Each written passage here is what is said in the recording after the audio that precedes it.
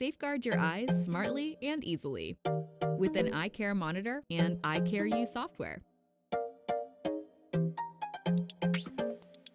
Working on a paper?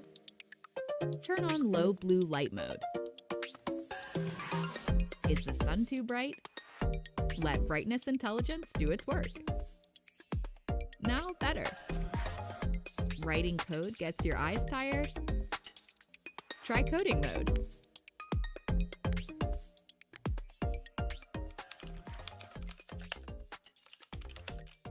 Forget the time? Light Reminder lets you know. Totally immersed in the movie? Minimize software won't distract you. Break Reminder and Force Break help manage your screen time.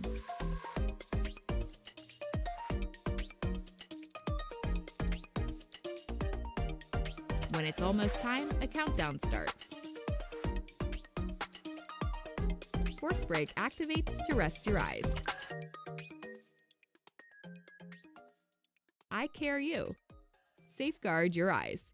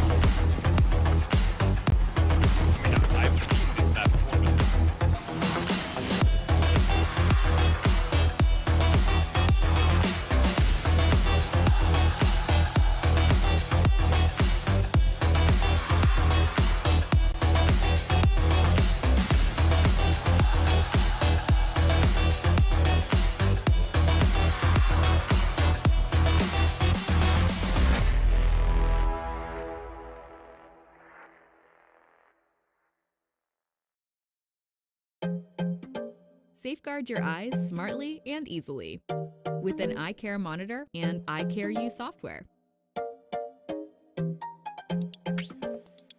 Working on a paper? Turn on low blue light mode. Is the sun too bright? Let brightness intelligence do its work. Now better. Writing code gets your eyes tired? Try coding mode.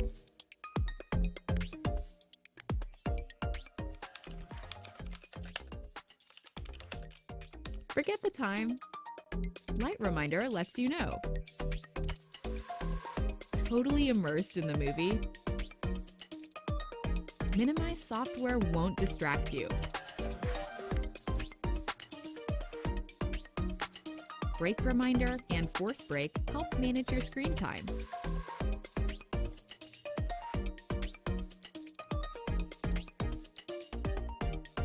When it's almost time, a countdown starts.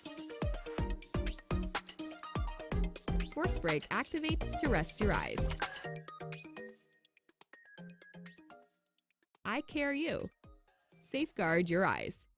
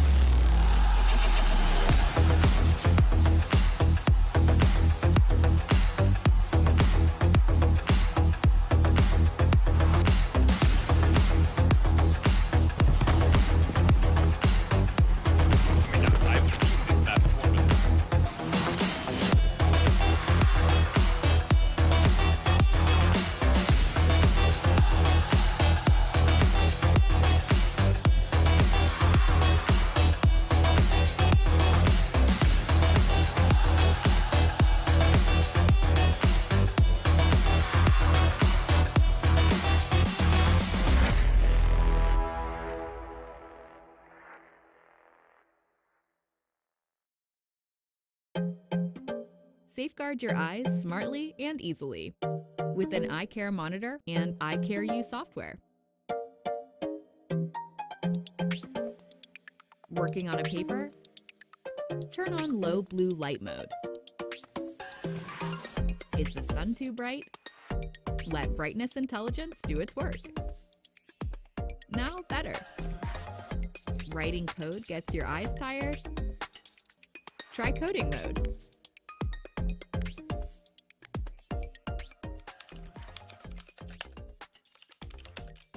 Forget the time. Light Reminder lets you know.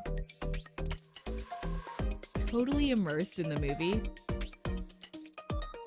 Minimize software won't distract you. Break Reminder and Force Break help manage your screen time.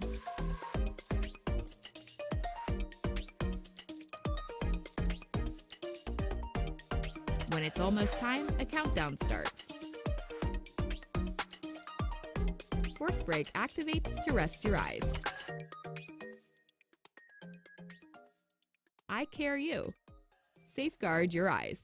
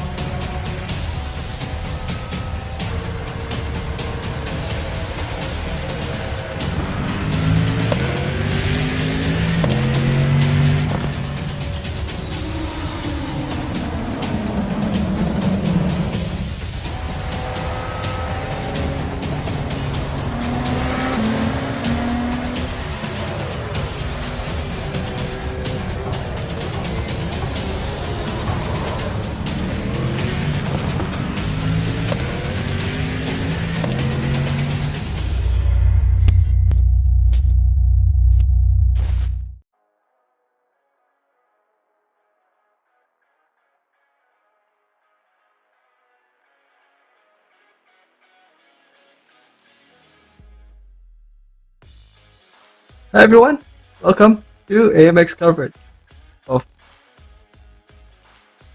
Right, I'm sorry, so... Hi everyone, welcome to... This is, I believe, day 5 or 6 of the AMX Global Racing Series here, Beta Season 2, and we are going to be racing at Road Atlanta with GT1. So unfortunately, some audio technical issues in the background, but we will be going racing very soon now. Okay, I think I'm back, Wehan. Apologies wonderful. for that. Hopefully we can hear me again, but excellent save as always, just keeping you on your toes for a little bit. Wonderful. So I believe you're about to summarize everything, right? Well, I think I was just going to say that we have a lot to expect from the combination of racing that we will expect this afternoon. Here I will believe it's day 6 of racing or day 5 of racing here at AMX Global Beta Season 2. And of course, we are going to start off with GT1s at Road Atlanta, and I'll tell you, those are 2 of my personal favorites in iRacing.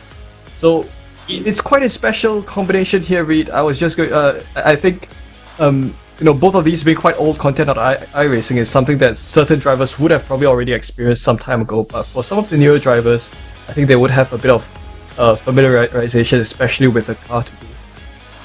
No, this is how you can tell Weihan was born after the year 2000. We call it well-aged content, Weihan, as I hit a recent birthday that kind of reminded me of that subtle difference. Anyway, this is the first time we are going to head out on road Atlanta this season, but we'll be seeing it again a little bit later on.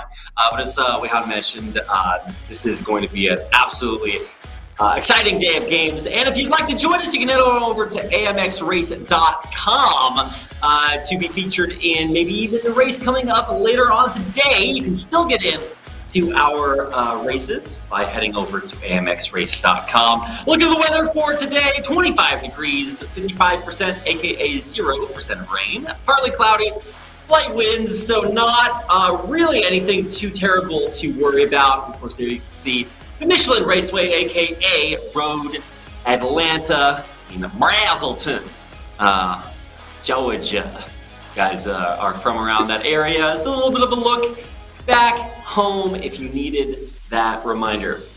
We're going to head into an overview here and show you exactly what you can look for if you're dyslexic, if you're too lazy, if you just want to hear more of my dulcet tones. This is a look at what you can expect from the season of AMX Season 2. We've got 3 tiers of races: free, $5 entry, $20 entry. The prize pools go way up from there. $30 for the free races, $134 for $5 entry paid tier 1. And if you put $20 into our paid tier 2 races, the prize pool goes all the way up to $506. So 80 minutes of practice, 10 minutes qualifiers, about 20 minutes of races, and all of that information and more can be found by heading over to amxrace.com. If you'd like to be featured on any of our races or just want to get involved in our Discord, you can head on over there. And we'll see you on any one of these days. Today, currently April 17th, depending on where you are in the world. We're living a little bit in the future, depending on wherever you are racing from. If you're in North America, Europe, still starting your day out there. But thanks for joining us here on the 17th. We got 18th, 20th, 24th, 5th, 7th, and 9th to round out this month. And that's 8 races a week, 4 race days, and plenty of races for you to join by heading on over to amxrace.com.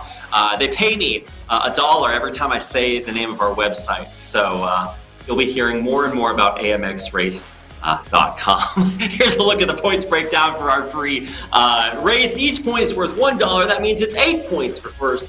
And of course, your fastest lap time is worth 3 points, and that means that you can earn a maximum of 8 plus 3 is 11 points every race. So make sure to get in here, get your free money, and of course, it just keeps on going up for our paid tier 1 and 2 races, which we'll be seeing a little bit later on today. Wonderful. Okay, so this is... Man, we really got to work on that. Okay, take it away, Weihan. Awesome. So we are coming into what's called Michelin Raceway Road Atlanta. Of course, this track has been known as Road Atlanta for most of its existence, and it's only in the past couple of years where Michelin has come on to become the venue sponsor of this place. So I'll tell you for one, Road Atlanta, this is a very special track in iRacing because it's not a long track, it's quite a short track, well, if compared to other Grand Prix circuits. It's just 4 kilometers in length. It doesn't have much to go with in terms of special features. It's got, BSs, 2 right-handers, a long backstretch, which has quite an interesting history, which I'll share with you later on in the race, and the best chicane in the world, followed by the scariest downhill right-hander in the world. But you put all of these together, you have the best track in the world that is 4.06 kilometers long, and that is Road Atlanta. And you run this like hour after hour after hour, like how some of the drivers would do in the Petit Le Mans that happens in October every year. You have the best racetrack in Georgia, Road Atlanta. Yeah, absolutely. Great job. Weihan is employed by them to say that. So, no, actually, it's actually just that good of a track. And we're going to be racing GT1s. A little bit of a blast for the past. Well-aged, like I said earlier, Weihan. GT1s. These cars are monsters. V12s if you're running McLarens. Everything else is essentially V8s out there. But the idea is that we're hitting 200 miles an hour. We are going way up there And of course, this race track really suits these cars extremely well. That back stretch, you can hit some incredible top speeds, and it is absolutely essential to be able to come out of the turn into that back stretch and maintain and hit the apex so that you can hit that top speed as fast as possible and absolutely make or break your race. And GT1s are going to get you way up there, so we're going to be seeing some absolutely exciting races. So it would appear that we do have an Aston Martin GT1 parked in the pit without the driver. So that is looks to be a show car right now. Yellow headlights, very nice. I'll tell you something, these GT1 cars, unfortunately they're not raced anymore. The last time they had their round in the motor racing world was like 10 years or so ago, back in 2011, 2012. Those were the days where these beasts were still kind of roaming around in the world. But I think one of the reasons why the GT1s were discontinued was because it started to get quite cost-wise. It started to get a bit prohibitive for manufacturers to continue, and there was also a point where the GT2s, which you now know as GT, started kind of taking over as a premium, like the premier GT car in endurance racing. So, but you know, despite that, GT1 still has a special place in the history books of motor racing, especially because the car that has kind of dominated the early noughties for great sports car racing. Yeah, I'm glad we get a chance to revive those. Big shout outs to our tournament organizer, planner guys back in the back who have paired up our cars and racetracks this season. And this may not be a setup that people are very familiar with, so I'm not sure exactly how many racers we have today, but that is just going to be a little bit of a trip down memory lane. So right now, only one, but I guess there may be still time. You can join at any time during qualifiers, guys. So if you want to run across the room to your racing setup and hop on board with us, you too can pick up your points for today's race. But we might just get a chance to watch a little bit of an exhibition hot lap here as we see exactly who's going to be racing with us today. And it's going to be fun to watch through qualifiers and, of course, through the actual race times, just because this is an incredibly fun track to watch, and we've got some cool camera angles to hit you up with as we go through the track, but also plenty of time for Weihan to wax eloquent about exactly why this is the best track in Georgia or America, world, whatever you want to call it, Weihan. Well, it's one of those places where some tracks you probably some tracks you can have a love-hate relationship with. This place is most of the time you'll like it, provided you get the hang of two of the most difficult parts, that is the turn 2 as well as the final sector. So later on, when Josh does go out on another hot lap, we might have a chance to have a look at how he takes on the lap. But if you can have a look at how the racetrack is, you can kind of split it into 3 or 4 sections. So you have the S's, where it's all about trying to optimize your racing line down the hill. Then you have the 2 right-handers, which is where you want to carry as much speed as possible, especially through turn 7. Do so carefully so that you get a good run down the backstretch. Then the chicane, which you can use that part as if you're brave enough, you can use it as an overtaking zone. And down into turns 11 and 12, the downhill right-handers. That's where it's all about trying to pick the right line and keeping your fingers crossed, hoping and praying that the coast is clear for you to then finish a lap around Road Atlanta. So it has been a staple on the iRacing service since the beginning of time, I think. I remember when it came out. This track already existed when I joined iRacing, so I've really enjoyed running here a lot. Through this track's history, seen all kinds of racing, predominantly sports car racing. And on iRacing, you might also even have had touring cars, V8 supercars here. And the thing with this place is that any car that I bring here will always present good racing. Yeah, it really does test a lot of different aspects of the drivers, of the cars, stress them out. If you are running a little bit of a slower car, then you hit the backstretch and you're really going to elongate your times for this race. But also, your ability to take turns, chicanes like the S's, which you can see the camera panning over right now, will actually be another huge part of your ability to really hit those max speeds, max times, or I guess minimum times on Road Atlanta. I had actually been very close to this track in real life without actually ever knowing it was there. And so now I come back, listen, okay, thanks. This is my cue to shut up, right? These GT1s are monsters. They're so loud. And love hearing that GT1 sound. Don't get to hear that very often. Absolutely. So let's just follow through Josh Perwin as he takes a lap around Road Atlanta. So this is his out lap, and you can just hear the mighty roar of the Aston Martin V12 engine. So at least on iRacing, the two GT1 cars that you have, the other one being the Corvette. So this engine would kind of be in contrast to the V8 engines that you would hear in the Corvette. So this very high-pitched, roaring V12s versus the low rumbles of the 8-liter V8 engines in the Corvette. That's unfortunately not here in this race.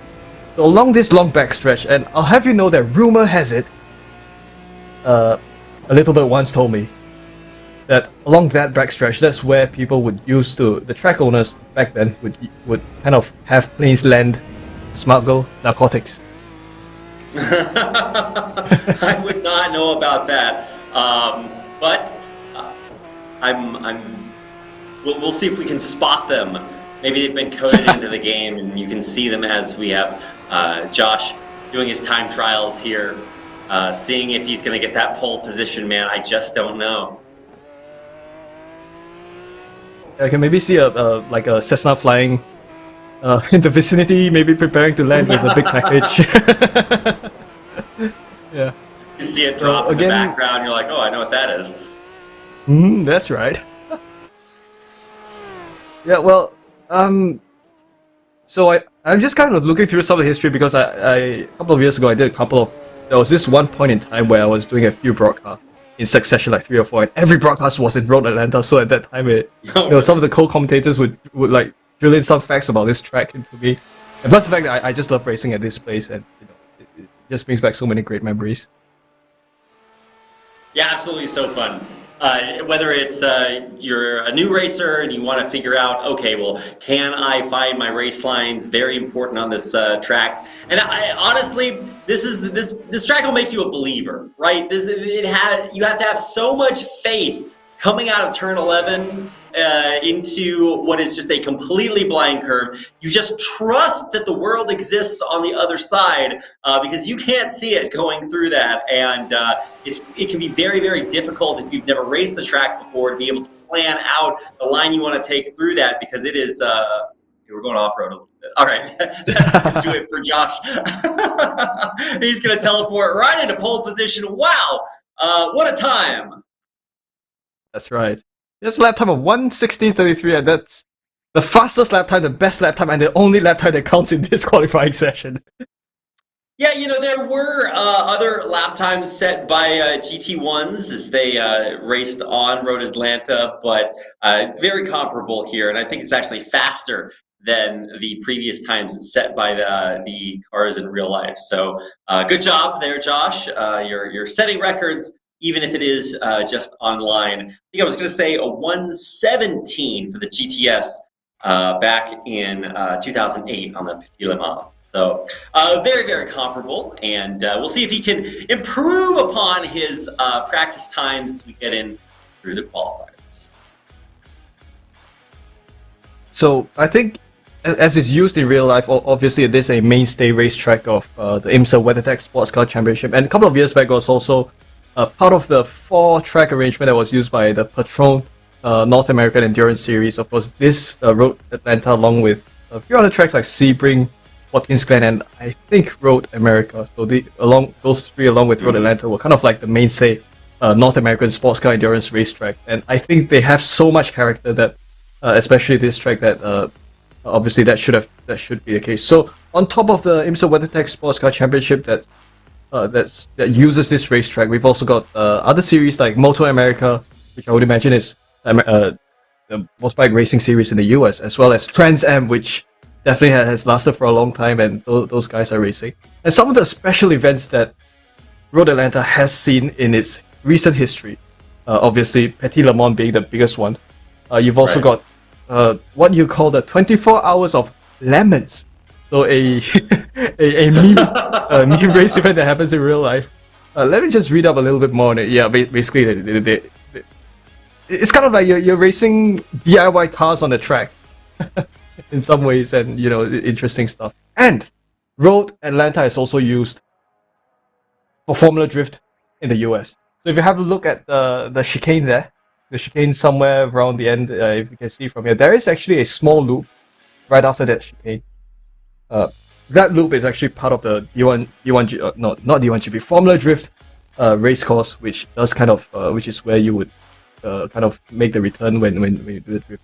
So again, we're back to some of the racetrack information. 46 Celsius, definitely a very hot temperature indeed, and that's going to be challenging for the driver who's going to race here with his GT1 car. So, Reed, I'm starting to round out of things to talk about with this racetrack, but I tell you, it's still it'll be nice if we have more drivers who will turn up within the next 4 minutes.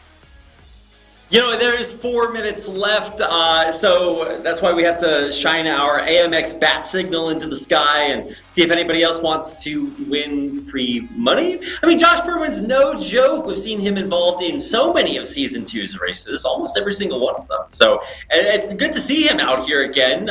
He might need a few competitors, and there is a lot more prize money on the line, guys. So make sure to check out amxrace.com, check out our schedule, which is posted up there at the top. If you want to click on the leaderboards button, I think that'll also take you to the schedule. And if you have some free time and want to win some money for sim racing, there you go, amxrace.com. As you can see, our very helpful observer putting up there for you guys. That's where you would need to go. And of course, we are broadcasting. I think it's Sunday Money out here, but I believe internationally it is. Let's see, Saturday, Sunday, or Saturday, Monday, Tuesday, Thursday. That's what it is. Saturday, Monday, Tuesday, Thursday. If you're on Eastern Standard Time. And then obviously the days get a little bit jankier as you transition them through time zones. But this is a look at a beautiful day at Road Georgia. It is Road Atlanta. I was going to say Road Georgia because this is basically the only area I've been to in Georgia. And honestly, I mean, there are other cities in Georgia, but they don't have tracks as cool as this, do they, Wei-Han? Very correct. The answer is no. Well, that's also the Atlanta Motor Speedway, which is an excellent NASCAR oval as well. I like racing there as well. It's a very, very interesting place. Look, I'm a NASCAR fan, I'm going to be honest with you. What would be a not excellent NASCAR oval, Wei-Han? I don't want to get lynched by anyone here, man. Let's keep that to a minimum, okay? Well, we'll just consider this the best track that is shaped exactly the way it is. So one of the reasons we are seeing this bird's eye view of the qualifying lap is that, unfortunately for us, there are no qualifiers, as Josh Berwin is going to be our qualifier winner. He is way up at the top of the standings, man. And I said way up there because of my cooking. Absolutely up there. Look, he has the fastest lap. He does, 1:16:33, so faster than any other GT1 has ever taken Road Atlanta. News articles, interviews coming up with him later on because of his incredible qualifying time. Man, it's so much easier to race when you don't have to worry about people overtaking you, right? Absolutely, I think it's good. It's good, when you're on a racetrack, you're always at peace when you have nobody in front and behind of you, and I think that's the case that Josh. There's a situation that Josh will probably find himself in. Hey, Josh got pole. Let's go. Yeah, that's right, Josh. Go. I'd be more. Yeah, just look at the YouTube comments. I'm right there along with our wonderful viewers. So if you guys are watching this, then open up your Game Boys, your Nokia gaming phones, and log into your iRacing game, and then you can join us here on your mobile version of iRacing to get into the action. Also, if you've got a toaster or maybe an air fryer that can connect to the internet, you too can join our free race number 1 and experience one of the most electrifying racetracks in iRacing. And there we are. Wow, what an electrifying qualifier, Weihan. It's time for the race. Yeah, I know, right? Definitely electrifying, and suddenly we've moved on to the race, and we definitely have a lot of action to look forward to. A lot of action to look forward to. I feel like this is where we get to bust out all of our casterisms. Oh, we've got a second race car, Weihan. Well, we definitely do. I'm so excited. Maybe we could ask the pace car driver if he wants to show what it would look like if I raced on this track. Yeah, look. You know, in iRacing there will be some situations where, if maybe not for this case because clearly the GT1 is going to be faster than Porsche, but imagine if it's a 6 or MX5, you have a safety car that's faster than the car that's going to race. But anyway, let's see Josh following the safety car. Yeah, if you get down to those GT4s, man, some of those are slower than the street car production models. So, yeah, GT1s, although, are just monstrous. Oh, you can see he wants to go! He wants to go! But pace car safety, keeping him safe from himself. Weihan. Yep, that's right. You know, in iRacing, you can actually drive inside the safety car. And, well, I mean, as long as you don't cross the safety car, you should be fine. That's right, you can actually get there. But, you know, he'll be deciding when he wants the race to start here. And something tells me that might just be immediately. This is a little bit of an interesting moment for me. My very first, I don't know if you want to call it initiation broadcast, where we get to focus on one driver. And you know, if I was the sole driver, Weihan, it would make it a lot more, give me a lot more pressure, right? Because everybody's watching you. And if you have some tragedy you spin out somewhere in the racetrack, I mean, that just doesn't look good, right? Because everybody's watching you the whole time. And more concerning than that, Weihan, is what's going to happen to our intern who runs the replay system. This guy, we give him 17 peanuts every broadcast, and his job is to hit the replay. But I don't know if he's going to be earning his peanuts today, Weihan, because I'm trying to imagine what situation might occur for us to need a replay. Although we might just throw one in there for fun, just to keep you guys on your toes. If you're watching, you think, oh, this is going to be boring. No! Because truly, power is ours. I learned that one from Captain Planet. The idea is that we can actually just make a replay of any particular moment of this race just because, and nobody can stop us.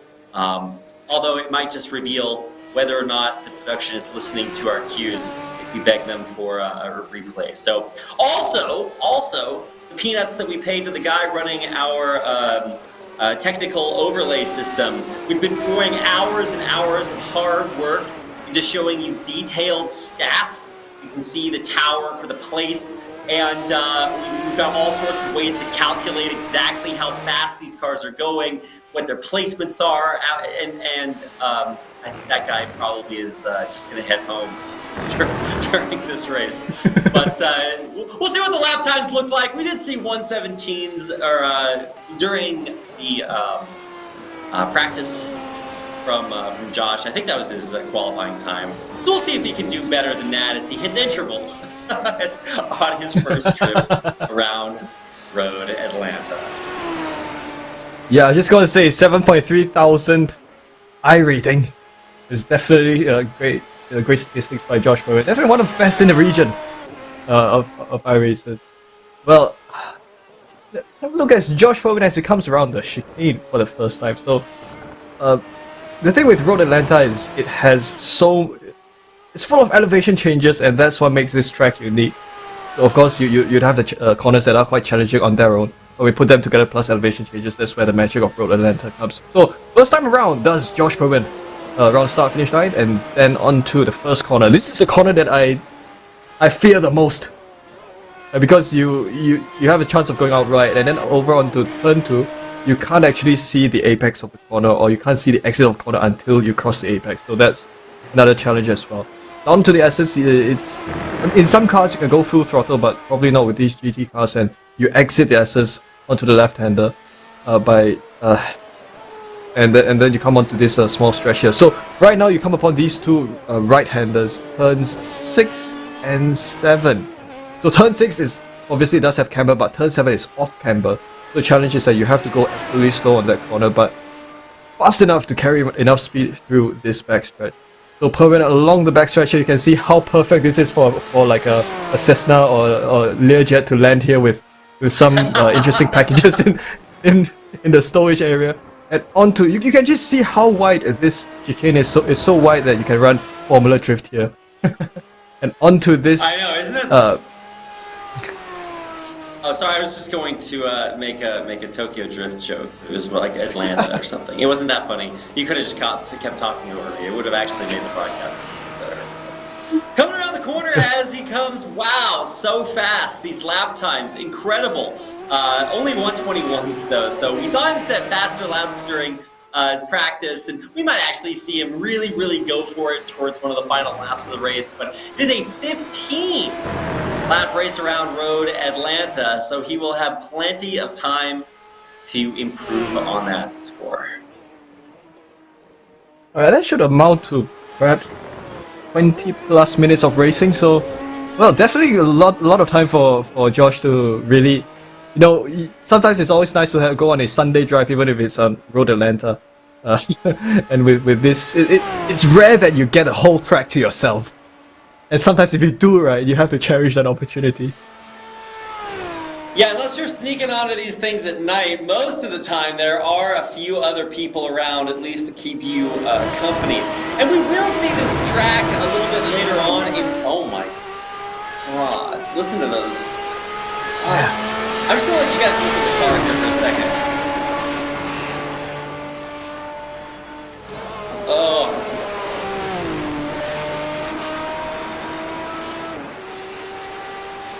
Wish more people race this. It's so hot.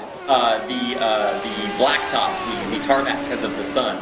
Also, incredible driving here. 115. Not often you see drivers shave 7 seconds off of their lap time. I know, right? Yeah, so definitely into race pace, 4th lap that Josh Perwin is doing around Road Atlanta. And look, even when the car is slow, it sounds fast. That's when you know you have a balls to the wall racing car. Oh yeah, no, I mean, a lot of people watching open wheel cars. You're like, oh my goodness. They are so fast.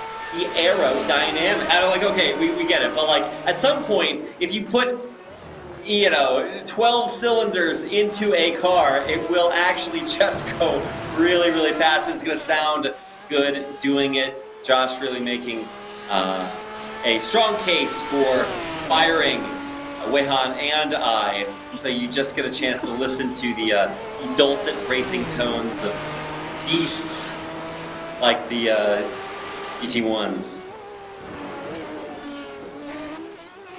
Well, Reed, I think let's maybe take a bit of time to delve into the history of GT1. Oh my goodness, that sounds insane. Wow. Look at it, it's like overdriving the microphone.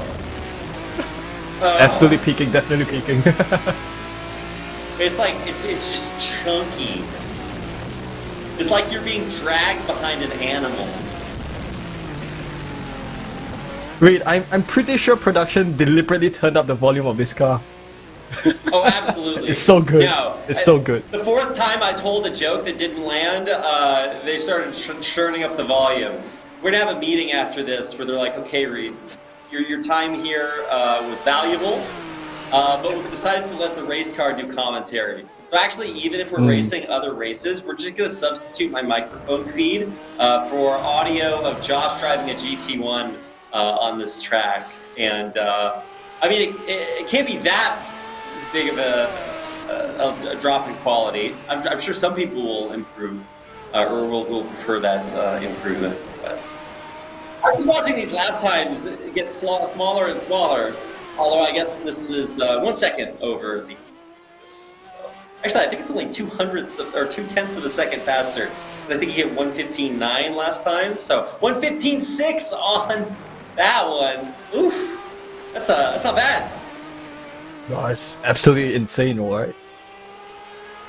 So just having a quick look at the history of GT1 cars. So obviously, as we shared earlier on in the opening of the broadcast, GT1 cars started existing in 1995, and it sort of ended in 2011. And that's just that. Why did it end? But anyway, it started off being known as Group GT1. Obviously, GT1, but FIA did have a habit of naming car specifications with the term group. So it was definitely known as Group GT1 last time. That's when you had the iconic cars such as the McLaren F1 GTR that flipped upside down, and the Porsche 911 GT1 that I think also flipped upside down, and I think the Mercedes CLK GTR that's also flipped upside down somewhere in Le Mans before, back in the day. And plenty of great cars back then. After that, it started in 2000 to 2004, it started to be known just as GT. So the FIA GT series, that's how the name came to be. You have plenty of manufacturers, plenty of cars. That's where you had cars like the Ferrari 575 GTC, Lamborghini's Murcielago RGT, which is like Murcielago but actually rear-wheel drive, and Aston Martin DBR9, which was what this car used to be. All of those different cars that kind of made up the what we would call the heyday of GT racing back in the early noughties. And after that, we come to this generation of GT1 cars, which existed from 2005 to 2011.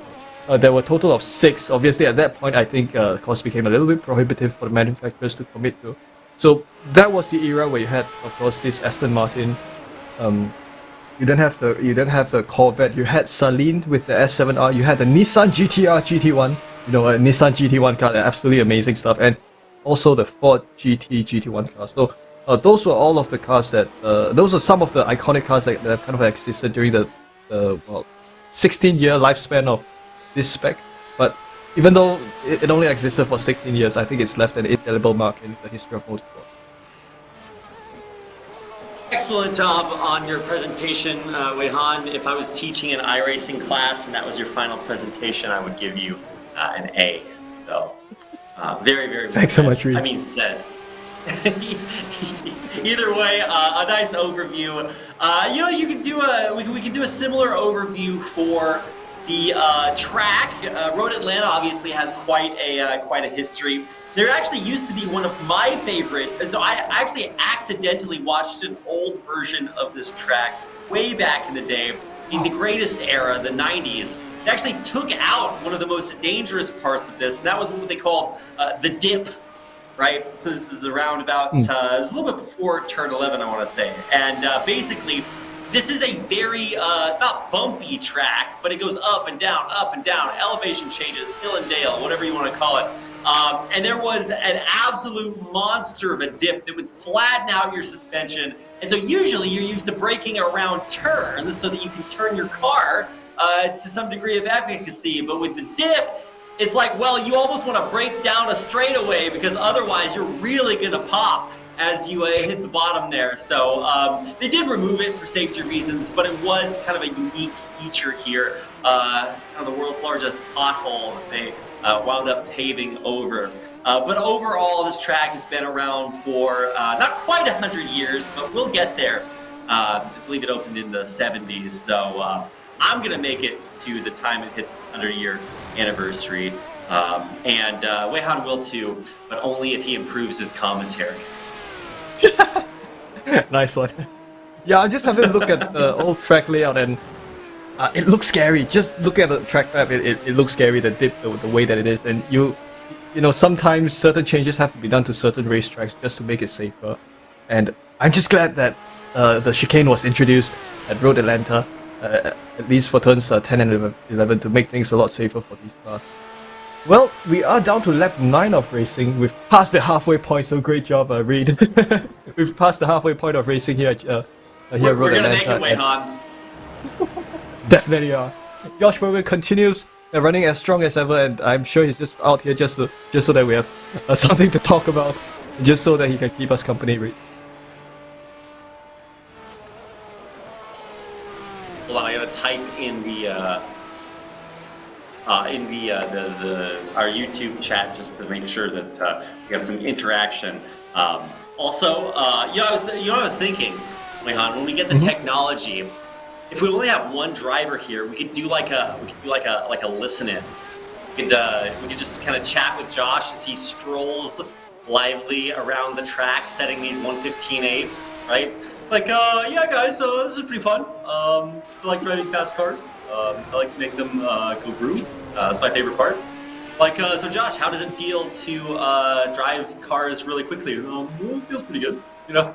So we'll see if we can interview Josh at a later date. But I actually did read a pretty cool interview with Josh on McLaren's website. If you guys don't know a lot about Josh, he was the champion of or the Asia Pacific champion at Race to Singapore, a race that maybe Wei-Han might know a little bit more about. He is kind of down under the equator, so that's a little bit more accessible to him. He does have a big history as a racer, so very, very accomplished, and that's why we do see him here, not only on iRacing, but also just continuing to advance his career in sim racing. It's going pretty well so far. Yeah, absolutely. So certainly, I imagine that Josh is definitely one of the big names of sim racing, not just in Australia, but also here in Southeast Asia. So my understanding is that Josh might have also raced for this team called Exo Sports over in Malaysia. That is a team that's run by ex-Formula 1 driver in Malaysia, Alex Yong. So definitely he's made a great decision to bring Josh Perrin on board, and it's great that we can see a driver with such pedigree racing here on AMX with us. Yeah, absolutely. And you can just see how good he is leading this race the entire time. Really just a clinic. 1:15.6 now, improving on his time. You know, this is where you can tell human character, Wei-Han, right? It's what you do when nobody's watching you. So, just like our human character is being tested right now, also much in the same way. So, good to see Josh not being complacent, though he could make us spend as long as he wanted. He is trying to get out of here as quickly as possible, setting some of the fastest laps ever. And dare I say, Wei-Han, potentially the race would be longer were we actually racing, as you have to consider things like, you know, other drivers, other cars, fighting over overtaking, all sorts of you know, dueling could have happened. But for once, Wei-Han, it is not time to duel. It is time to set the fastest laps we can see ever on this track and see exactly how fast they are. 1:15.6. Now, I don't know. I'm actually curious to see if he can improve on his fastest lap time. Though I do imagine he will be taking home both first place and the fastest lap prize at the end of this race. Yeah, I believe so. I believe he will absolutely do so as well. Yeah, what are the chances, right, Reed? No, man, sometimes you get really fast birds out there on the track, and they just get that beak, right, that nose across the finish line, and you lose out, and then we have to find a way to get that bird's PayPal account, and that might be pretty difficult. But unfortunately, Josh really racing against himself here, and currently losing to himself as he did not set another fastest lap time. Getting a little bit of air coming around the curves there. That's just what happens because of the elevation changes here. Some of the sharp curves, you can get a little bit of a boost there. But, I mean, honestly, just continuing to dominate. We did see a 121 from his first lap as he was feeling things out, but now really settling into his stride as we near our final 2 laps of the raceway, huh? Oh yeah, absolutely. So certainly Josh must have had a good run here at Road Atlanta, even if it's on his own. I think a great run by him nonetheless. I'm just trying to look at the race to Singapore that you were sharing about. It was definitely part of the McLaren Shadow project that came to Singapore back in 2019. I was so close to actually attending that event because one of my friends was also a participant in that race. So it was just that week that I wasn't available and I couldn't go there. But that race, right, was actually organized in a particular nightclub that was so popular. The nightclub was just open during that time in Singapore, and they had that event there during the same week as the Singapore Grand Prix. I really wanted to be there. Yeah, I know.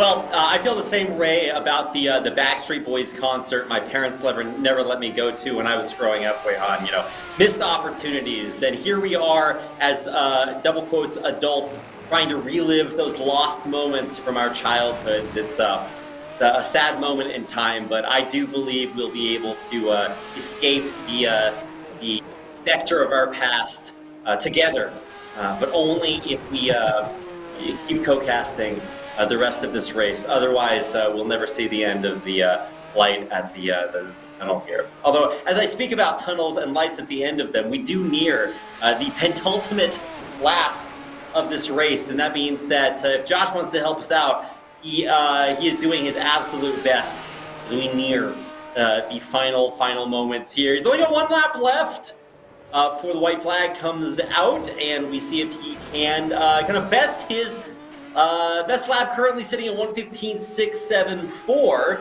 That is, dare I say, a difficult time to beat, Weihan. Yeah, well, all of the laps that Josh Perwin has set down has been like quite difficult to beat, and I think it does also have to do with the tire lifespan of the car, because certainly when you have tires on, you would have a certain number of laps where you'd be able to push and churn out the best lap times before tires starts to fall off, and I think Josh might have just gone past that point with regards to the pace that he's able to push out. So definitely 1:15.674 is fastest lap, definitely very fast indeed, and well, this is white flag, and let's see what lap time he's able to set down. Of course, he is definitely going to take this race. He is definitely going to back this race here at Road Atlanta as he comes along the backstretch. Let's see if he's able to best his previous lap time, or rather best his best lap time. No. So, No, I disagree, Weihan. See, you're thinking about this all wrong.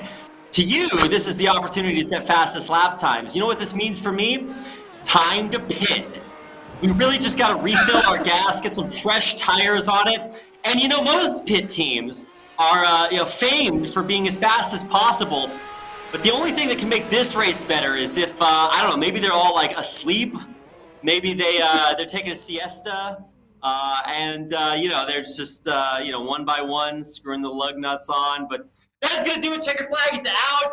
Not able to improve on that 15.67, but nonetheless, still an impressive showing from Josh Perwin as he does take pole position, fastest lap, first place, a dominant showing here for sure, and absolutely exactly what we would expect.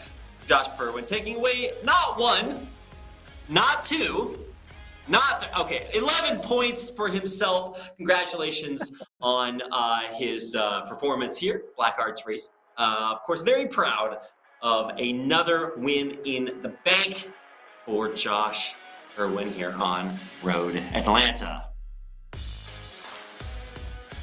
And that's going to do it, Weihan. What did you think about our time here spent in Georgia? well, it's just made me want to visit Road Atlanta in real life. I would love to visit that place. Well, I think, being one of my favorite tracks on iRacing, it's just great to see drivers take on this track, especially with one of my favorite cars as well, the GT1 cars. And well, I would say it has been an interesting race. It has been quite an exciting race, definitely. With Josh, really, I think we've also seen how Josh could kind of push the car to its limits here at Road Atlanta, and that's certainly what he did instead. Indeed. So of course, we are going to race the Formula 1 cars later on at Spa. The best combination in Grand Prix racing.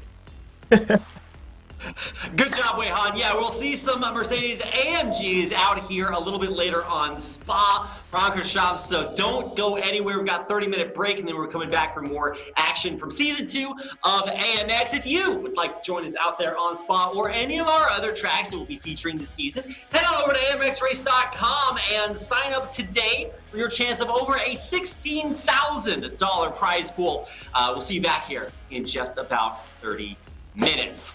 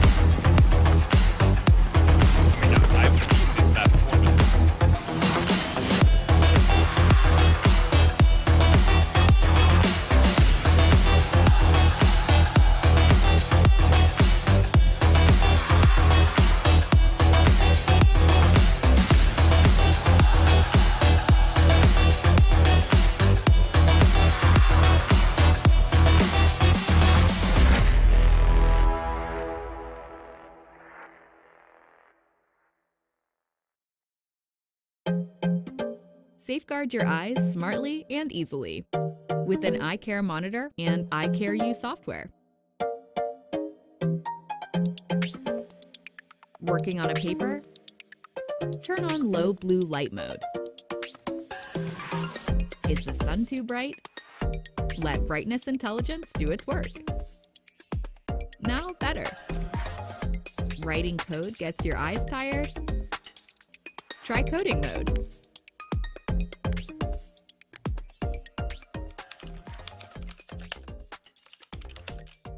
Forget the time.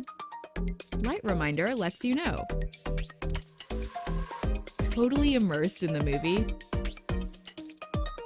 Minimize software won't distract you. Break reminder and force break help manage your screen time.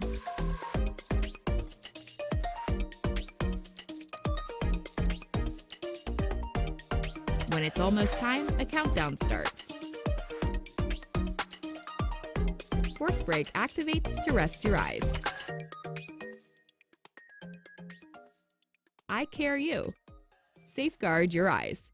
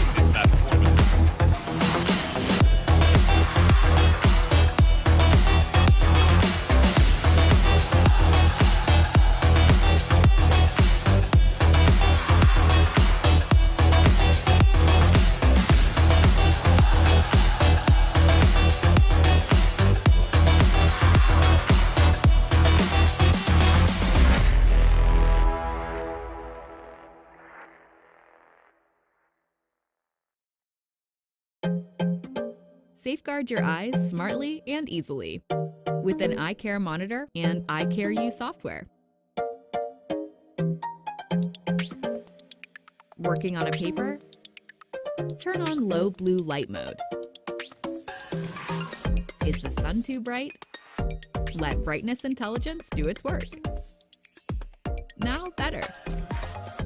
Writing code gets your eyes tired? Try coding mode.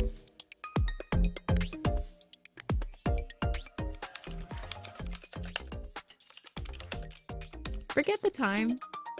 Light reminder lets you know. Totally immersed in the movie?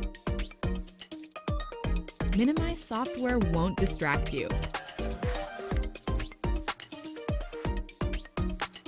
Break reminder and force break help manage your screen time.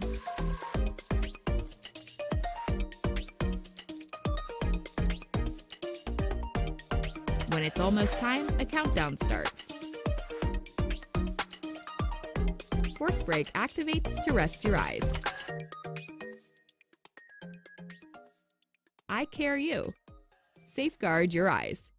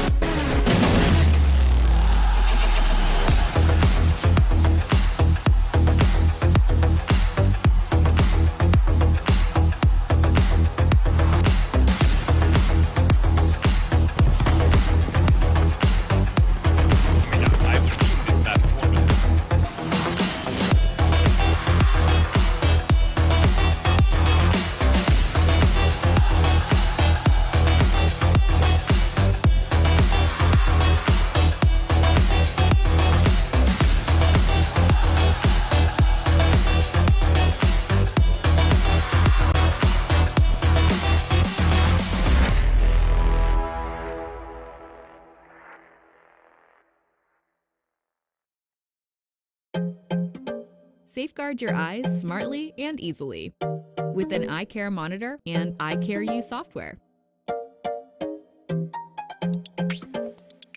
Working on a paper? Turn on low blue light mode. Is the sun too bright? Let brightness intelligence do its work. Now better. Writing code gets your eyes tired? Try coding mode.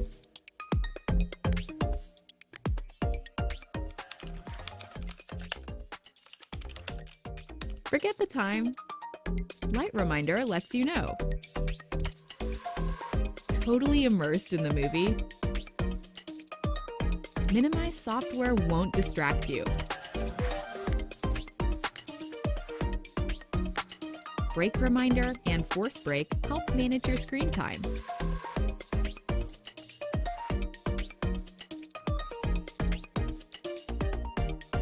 When it's almost time, a countdown starts. Force break activates to rest your eyes. Eye care U. Safeguard your eyes.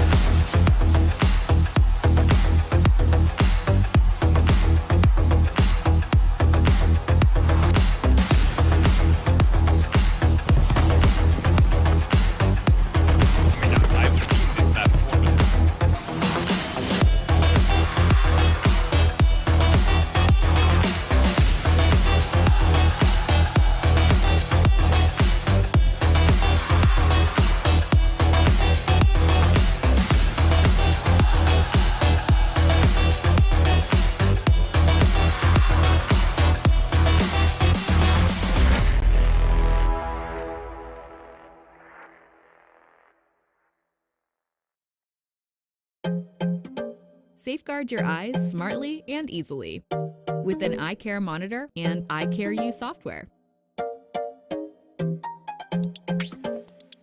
Working on a paper? Turn on low blue light mode.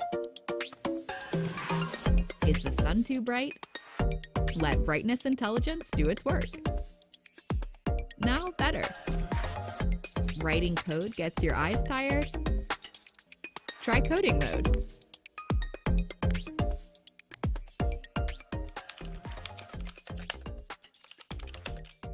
Forget the time. Light reminder lets you know. Totally immersed in the movie? Minimize software won't distract you. Break reminder and force break help manage your screen time.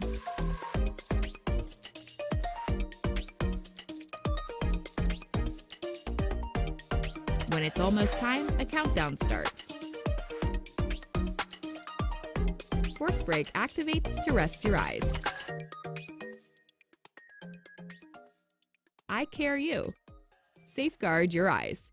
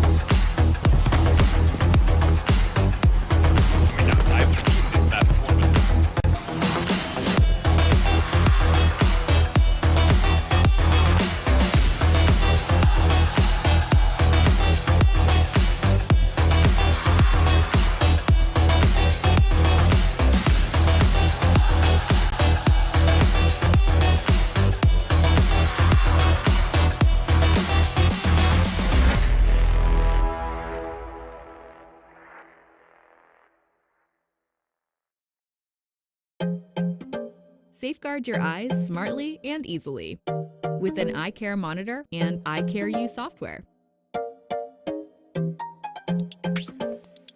Working on a paper? Turn on low blue light mode. Is the sun too bright? Let brightness intelligence do its work. Now better. Writing code gets your eyes tired? Try coding mode.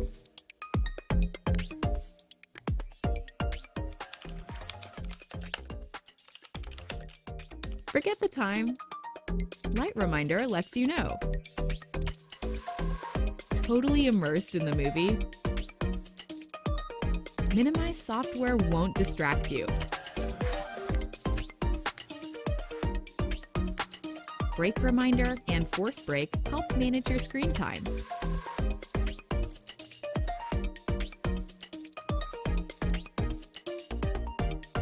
When it's almost time, a countdown starts. Force break activates to rest your eyes. Eye care you. Safeguard your eyes.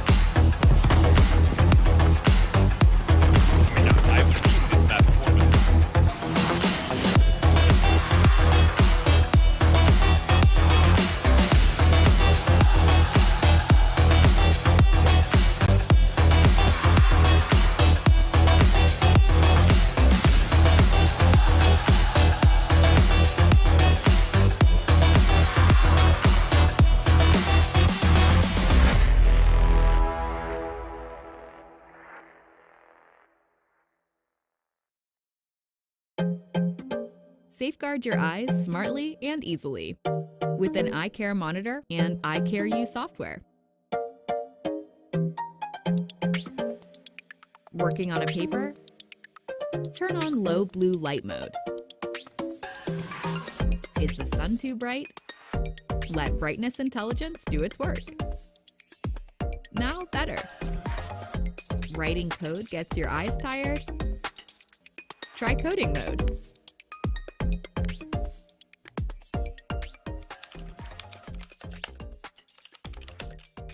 Forget the time. Light reminder lets you know. Totally immersed in the movie? Minimize software won't distract you.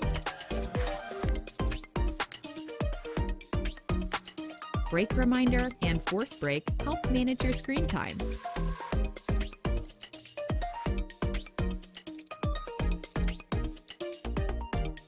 When it's almost time, a countdown starts. Force break activates to rest your eyes. Eye care you. Safeguard your eyes.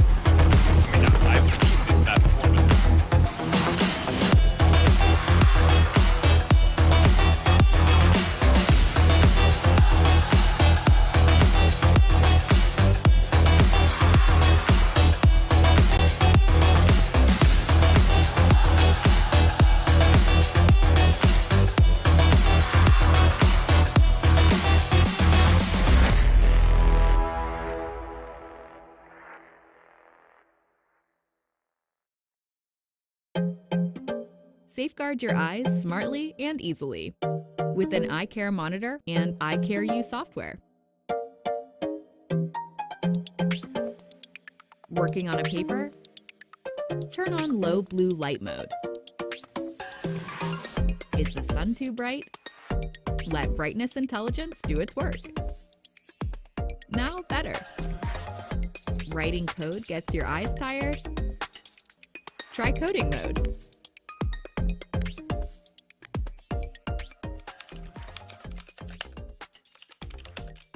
Forget the time. Light reminder lets you know. Totally immersed in the movie? Minimize software won't distract you. Break reminder and force break help manage your screen time.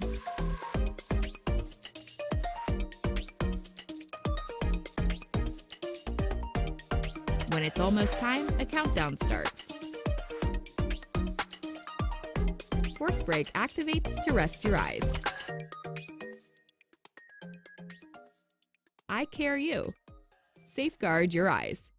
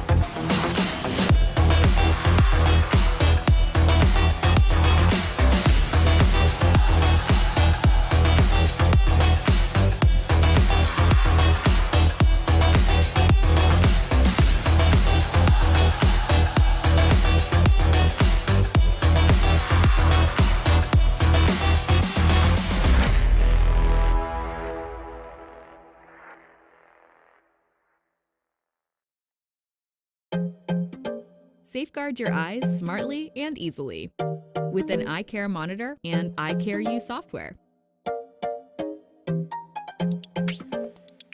Working on a paper? Turn on low blue light mode.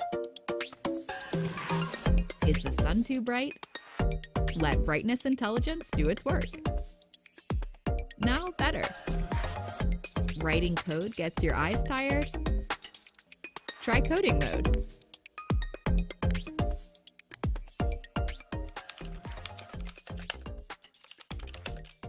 Forget the time. Light reminder lets you know. Totally immersed in the movie? Minimize software won't distract you. Break reminder and force break help manage your screen time.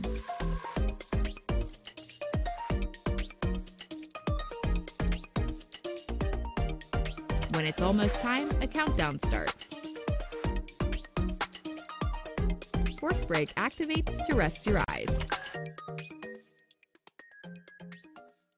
Eye care U. Safeguard your eyes.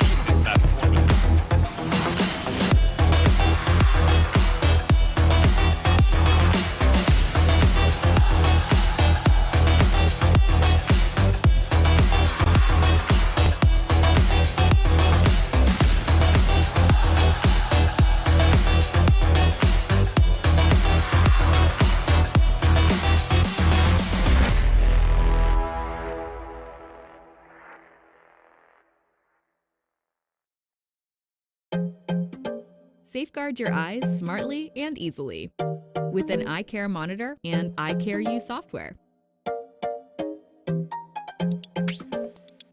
Working on a paper? Turn on low blue light mode. Is the sun too bright? Let brightness intelligence do its work. Now better. Writing code gets your eyes tired? Try coding mode.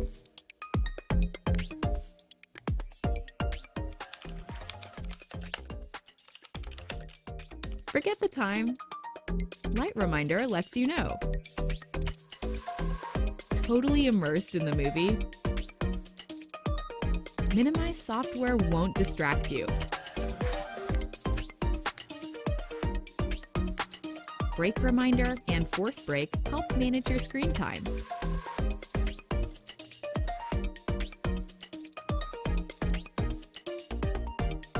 When it's almost time, a countdown starts. Force break activates to rest your eyes. Eye care you. Safeguard your eyes.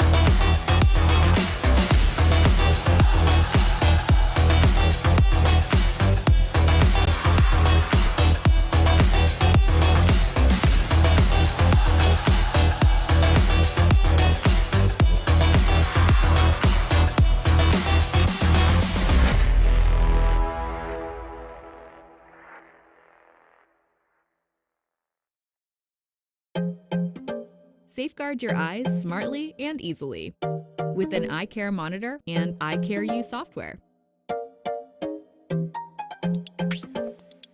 Working on a paper? Turn on low blue light mode. Is the sun too bright? Let brightness intelligence do its work. Now better. Writing code gets your eyes tired? Try coding mode.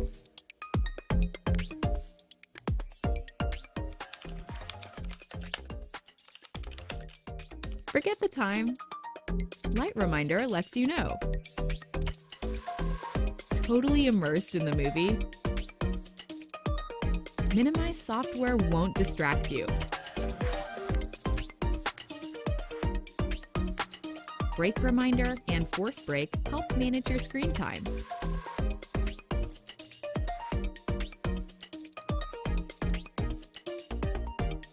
When it's almost time, a countdown starts. Force break activates to rest your eyes. Eye care you. Safeguard your eyes.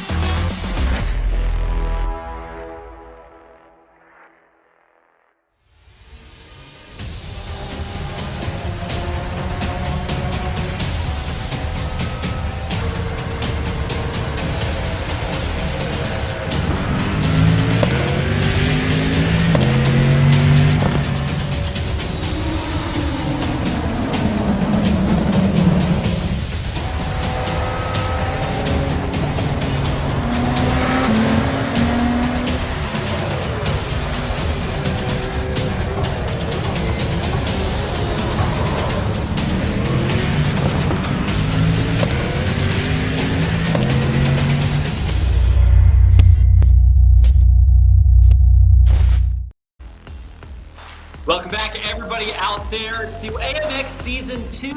My name is Reed. I'm here with Wehan once again, back after a 30-minute break to head into our second race of the day.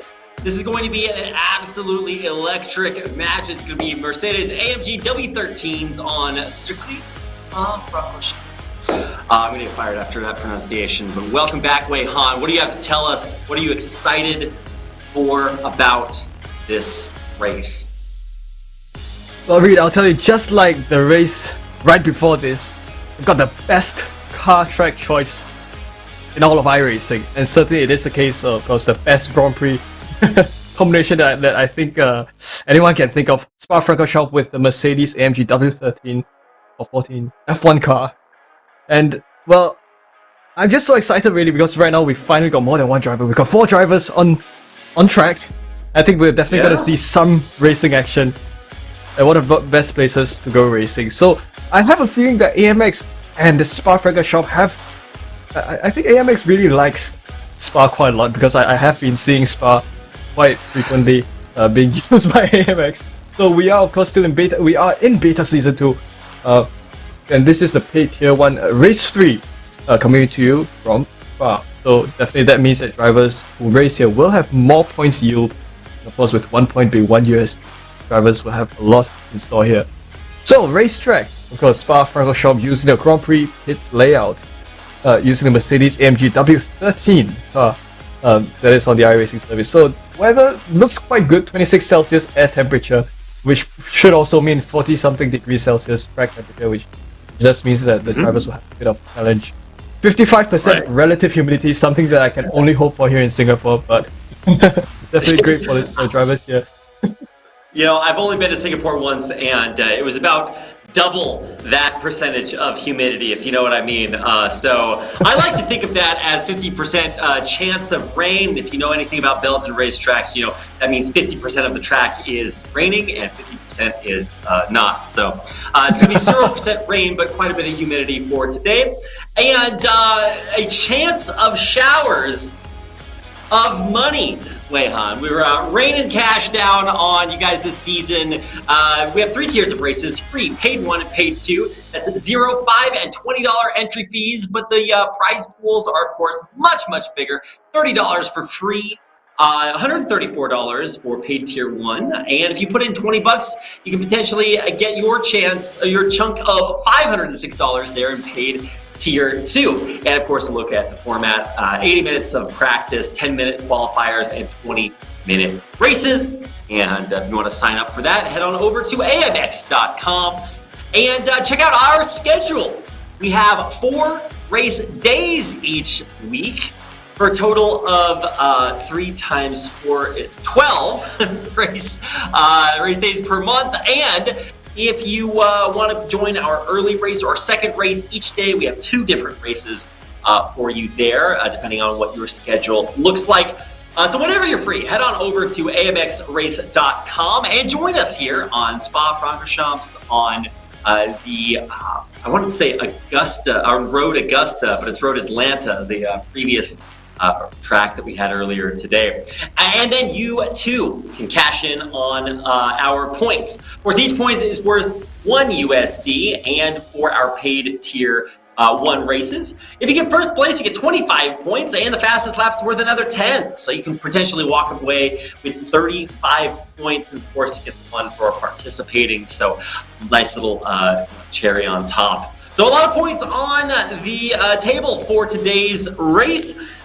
And we will have a lot, and by a lot I mean more than 1 racers here to claim them as we get into our time today on Spa. Of course, it's 55% humidity. I don't know if that's quite a Spa, but one of, if not the most classic racetrack out there, absolutely electrifying corners like Eau Rouge. And of course, we have a lot of history here. Give us a brief overview, if you can, Rehan. Absolutely. So definitely, as we shared multiple times throughout the season, Spa-Francorchamps, one of the mainstay Grand Prix circuits in the Formula 1 Grand Prix calendar, and of course, be used by so many racing series in the world. So definitely, this track has it's not only is it the home of the Belgian Grand Prix, it's also the home of big racing events like the 24 hours of Spa. We drive here at night. So the one thing about this track is that it is the longest on the Formula One calendar, close to 7 kilometers. Some places listed as 7 kilometers, but precisely it is about 6.9 kilometers. So certainly because of the way this track is laid out, it has so many high-speed sections and plenty of interesting corners. Of course, not forgetting the most famous corner in all of racing, Eau Rouge and Raidillon.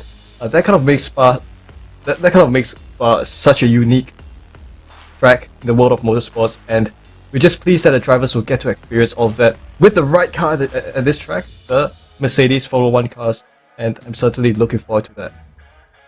Yeah, absolutely, Wei-Han. If you are a fan of Lewis Hamilton, George Russell, you're going to be recognizing our cars out here on the tracks.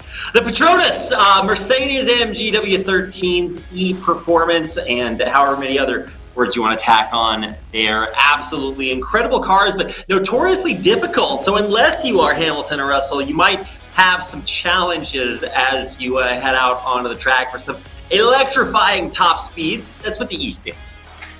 Not really, but you get the idea. It's going to be a great combination here. Formula One and Spa just seem to go hand in hand. Yeah, most certainly. And I'll have to say, I think definitely Marco has probably pointed this out as well, but when you, at least on iRacing, you can't paint over these Formula One cars. So one of the challenges that we'll have is we'll have to definitely figure out how to identify all the drivers from one another, because it's likely that they'll all be using the same paint scheme. Yeah, liveries are great until it's just Petronas everywhere. So I don't know exactly what to expect from our racers today, but we will do our best to look deep into the cockpits and see if we can tell who is inside of there. Whoa! Nice save. Almost a catastrophic.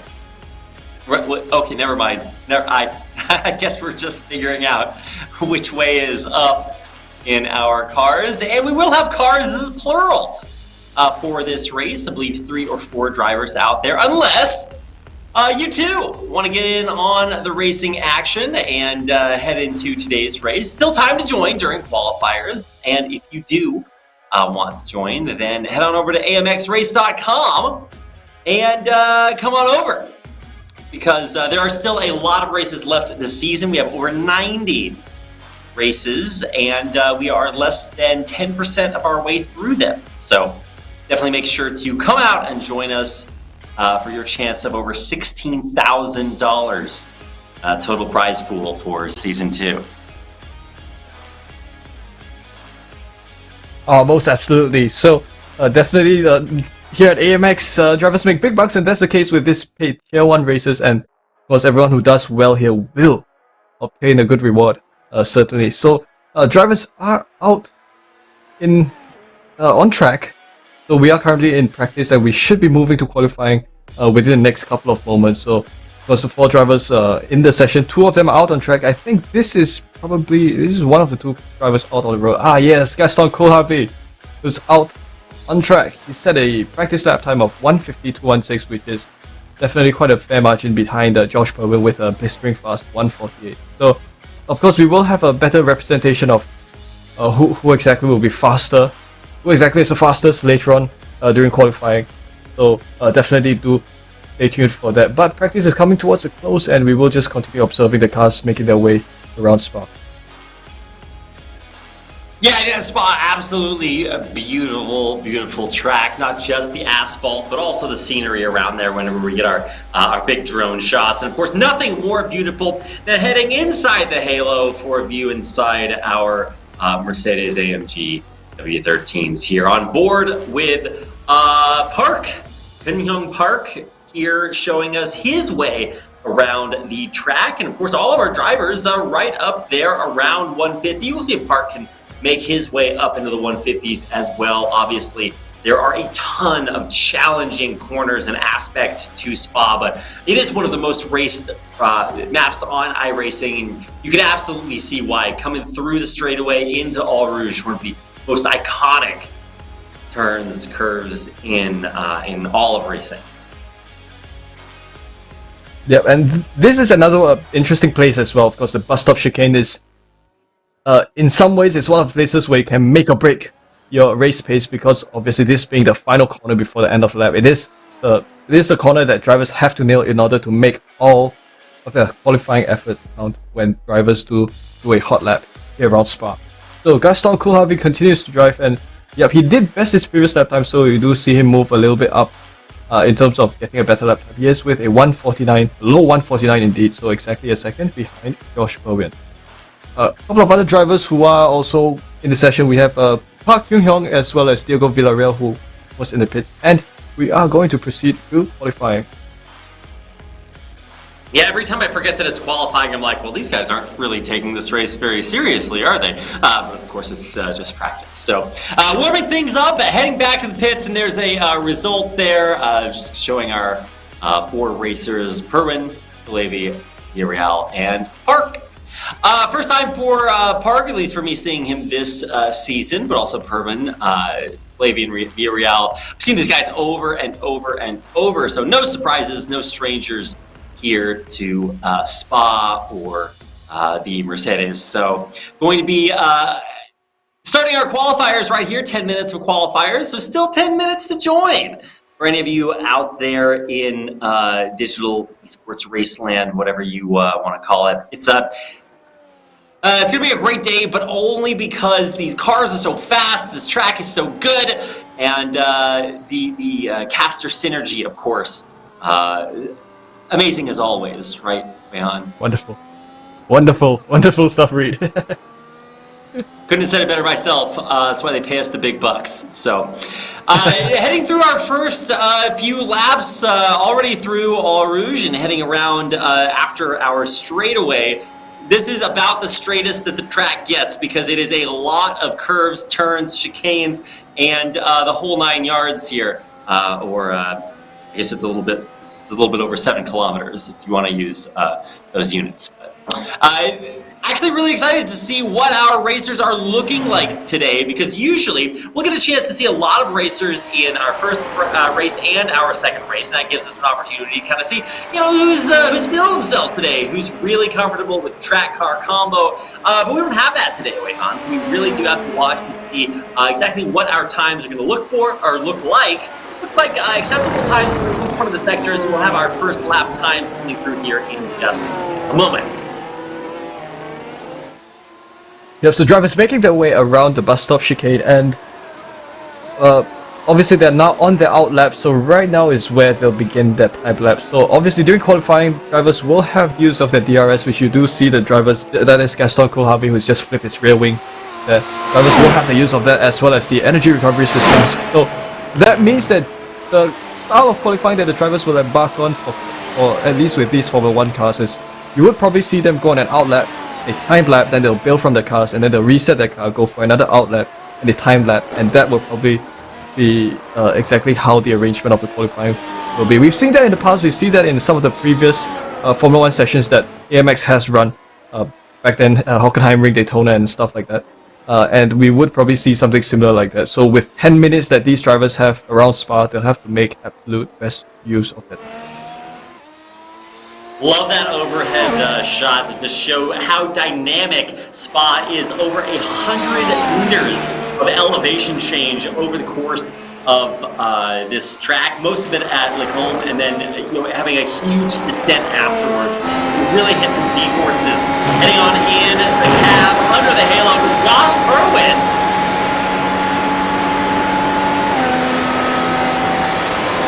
That's some great stuff. The car did the talking for me, Weihan, there. It was a little bit loud there in the cockpit. You can really get a feel for how powerful these AMGs, looking like WNDs, you know what I mean? Definitely. Well, despite the fact that they do have V6 engines. Alright, that's right. Current AMX Season 2 earnings that Josh Perwin has, 228 points, $228, so definitely great stuff for Josh Perwin. Yep, and definitely McLaren Shuttle Project Grand Finalist in 2019. He won the Singapore round, which I wanted to visit but I couldn't visit. So that's great to see. Perwin would currently on his out lap, so the next time that he comes around the start finish line will be where he begins his time lap. So The driver who's already got their qualifying laps now, Gaston Coolharvey from Argentina with a 1:46.898. So definitely a yardstick for the rest of the drivers to kind of go towards as they take their qualifying turn. Yeah, really well done. We haven't seen Diego Villarreal set his lap time yet. And honestly, with the 4-driver race, the pole position isn't going to be as impactful as, if you're sitting in the back of a 20-driver race, you have a lot of ground to make up. But, I mean, at least for now, we're seeing some good times set. And these are relatively indicative of the top times to see at Spa. If you start getting down around 130s, you should probably find a pro team. So we'll see exactly how close we can get to those impossible metrics as our drivers warm themselves and their car tires up on this beautiful spring day. Yeah, just look at them taking all the iconic corners here at Spa. So this is Gaston Coolharvey who's taking the Stablo, the all-Fred S's, then coming upon Stablo corner. And right now, this right hand, this is where you kind of keep your right foot planted as you hope that the car retains, stays on the racing line. And starting to slow down a little bit. I think Gaston might have run out of fuel. So yeah, I think he's going to bail his qualifying attempt at this point. But he does have provisional pole, so that's something that he can hold on to. Or maybe he's just setting himself up for the next. Harvesting some energy for the next qualifying lap run, which will come right after he takes on this bus stop chicane. So, Reed, definitely, I think with the race that will come on later on, 20 minutes long approximately, I think we will be in quite a good show. Just judging by how fast these drivers are. Yeah, absolutely. I actually really can't wait. I'm a little bit newer to iRacing, and so when it came to a little bit of a spin out there, definitely going to have to hit the pits at this point. Kalevi out of there. But obviously, he did set a very good qualifying time, and we'll see if the other racers can get their qualifying times through. It's like we had some invalidations or something like that, and so it's a while before we actually see our qualifying time tower update. We did have Josh up there at the top, Kalevi right underneath, Kenhung Park at third, and Diego Villarreal still yet to set his qualifying time. Yep, I think we might be used to seeing Diego Villarreal perhaps take it easy on qualifying, then only to deliver a good result during the actual race itself. So we'll keep our eyes peeled for what probably happens later on. But nonetheless, I think everyone might have something up their sleeve as they come upon Spa here. So Kyun Hyuk around, this is Puhon, one of the high-speed sections where it's very reliant on downforce. They're coming upon the S's here, and this is where you rely quite a fair bit on mechanical grip depending on what car you're driving here. And you can just see that it's very important to feather your throttle in order to get the most efficient racing line here. Before then tapping the brakes, you don't want to brake too hard for this corner, Sablo corner. Before then going upon this fast right-hander off-rare, you have to be precise with your racing line. And we're now having a look at some of the other cars who, are doing their qualifying runs. So an upside with open qualifying sessions like these, where you have all the cars in the session as opposed to a lone qualifying session, is you can make use of slipstream that other cars will offer you if you're driving behind any of other. The lack of livery skins is going to really be throwing me off. I know you mentioned that earlier. I'm still trying to keep track of exactly we're focusing on. It is Kalevi for now. And he is kind of neck and neck there, seconds away. I mean, less than seconds, looking like about 0.2 between him and Perwin. So I actually thought we were just going to settle in for a nice, friendly qualifier here, Wei-Han, but taking it that personally, Perwin and Kalevi really actually going for it. Very, very, very fast times here, getting down closer to that 145. And so actually really competitive already, even before we get this race started. Oh yeah, most certainly. So both Pervin and Coolharvey being 0.4 of a second apart. Slow math there. And look, when you have plenty of drivers in qualifying, it's one thing, but right now you kind of have a dark horse there being Diego Villarreal, who doesn't have a lap time, and it leaves to be seen what his pace will be amongst the 3 drivers. So something that I'm just curious about as we come towards the final moments of qualifying. Yep, only about 30 seconds left. This is group qualifiers, so that means that you do get to finish your final lap. So if you get that thing started right before the 10-minute mark, you do get a chance to go ahead and finish it. And another spin out for Kalevi. He is going to have to head back to the pits in a hurry as the race is about to start. So really, really rough there. No pun intended. He is going to limp his way all the way back. I'm not sure that's the direction you're supposed to go, though. Yeah. He's rolling back to the pit. Oh, that'll be nice. Is he serious? Is he gonna roll back to the pits like that? Maybe his forward momentum is broken. There it is. All right, he's heading back there as our qualifiers come to a close. And that means we're going to have our very first replay of the day, Weihan. To get a chance to see exactly how that spin out happens. Looked like a little bit of oversteering and then, yeah, a classic. Oh. Although I'm not sure exactly how the rest of his car is going there. That was some excellent modeling, I must say. iRacing new damage model, the best. Well, yeah, as soon as you have body parts exploding, well, that'll be quite a hazard because I think these parts could be collidable. So yeah, something to be careful of.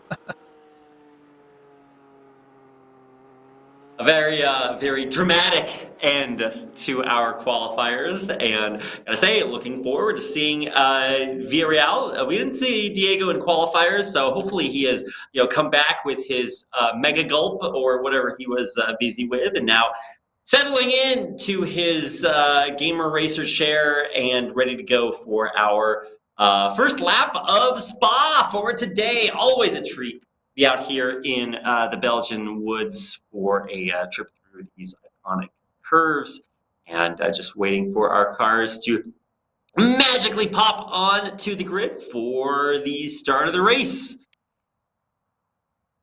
So have a look at this overhead shot. Well, if you do look a little carefully around along the backdrop, you can kind of see the old Spa-Francorchamps remnants of the old Spa-Francorchamps layout, which now exists as public roads along in the background. So, because Spa is the longest racetrack on the Formula One calendar, but it used to be much longer at 13 kilometers. And of course, due to safety reasons, they shortened the track, and that's kind of how we have today's layout that we see here. Yeah, I think back about that old track. If you guys don't know what we're talking about, it used to be this massive triangle between these 3 towns, one of which is Francorchamps, if I'm not mistaken. And they wound up shortening it so that it no longer goes between these 3 towns, because you used to just have 3 massive straightaways and then 3 super sharp acute angles in the corners. And so you would hit massive top speeds, slam on your brakes, go around a corner, massive top speeds, slam on your along with a few traps in between. It was a little bit dangerous, so much so that racers just wouldn't come here. And over the years, it of course has been changed quite a bit. It is still the longest track in Formula One racing, and so even though it is a shadow of its former past, we really do have to respect a lot of the changes that have led it here to being one of the most iconic tracks in the world. Most absolutely, and definitely it does mean that the drivers are, well, they are definitely going to be in for a treat, because it's going to be green flag in probably just over a minute as we come towards the end of qualifying. So Josh Bowen, your pole sitter, he will start from pole position with a lap time of 1:46.48. Gaston Kohlhavi will start along the outside row in second, and Park Kyun-hyuk will begin from third, and Diego Villarreal round out your participants for race 3 of GT1 here in AMX Global League here at Spa. So going to be a green flag soon, and it is going to be, I think, a standing start. So certainly great stuff. I do believe it is. Now, Weihan, you've already corrected my math once today, as one time too many by my count. But I was only counting 3 cars there for a while. Now, nice to see Diego joining us, or at least I think that was Diego. Our paint schemes are going to be a little similar here. Standing start, and we are off to the races. Green flag is out and going. through already. That first turn La Source into the iconic All Rouge. Yeah, so a great start by Josh Perwin. Just as he had a great start earlier on at Road Atlanta, he leads Gaston Koolhavi, but Koolhavi is going hot on the heels of Josh Perwin, so it won't be until probably lap 3 that they'll have the use of DRS, but Koolhavi already tried to go along the outside, and Josh Perwin goes defensive with his racing line as they take on Camel Straight, accident there, and into Lacombe. So coming upon this sector, this is where you start to go left, right, or right, left, right, and then onto this short chute before coming down to Brussels hairpin. This hairpin is a bit off camber, so you have to be careful with how much speed you take into the corner. And this left-hander, turn 11, they're just going to take the car around this segment. Yeah, that's right. You really have to take that a little bit wide. I think it used to be a little bit more, a little bit sharper, but it is super challenging if you're used to the smooth curves of the Lacombe Aluminium Brussels right before it. Double gauche though is a little bit more standard. I think there's a slight bank there if I'm not mistaken. I don't actually know. Over halfway through our race, coming through next couple of curves at campus, then that iconic parallel turn at the end. Oh man, just so happy to be back on Spa White on. Yeah, likewise. And so fast, so quickly already, the drivers are going to complete their first lap here around Spa. So Josh Perwin right in front there takes a bus stop chicane, and so will Gaston Koolhavi around this part for the first time. They come across the start-finish line to end their first lap here at Spa. Diego Villarreal just in the distance there. He does want a slice of this pie, but he has to close up quite a fair bit of a gap of 2.7 seconds if he wants any of this action. Josh Perwin set the fastest lap time indeed, with a 1:51 thus far. Gaston Koolhavi in second. And a 2-second interval exists between them, but soon drivers will be able to also probably deploy some of the energy recovery systems and make use of DRS. And we'll see some sparks fly as they take on the best track in Grand Prix racing. Not opinionated or biased by any means, guys. Trust us, we do not get paid to say that. It is just that good.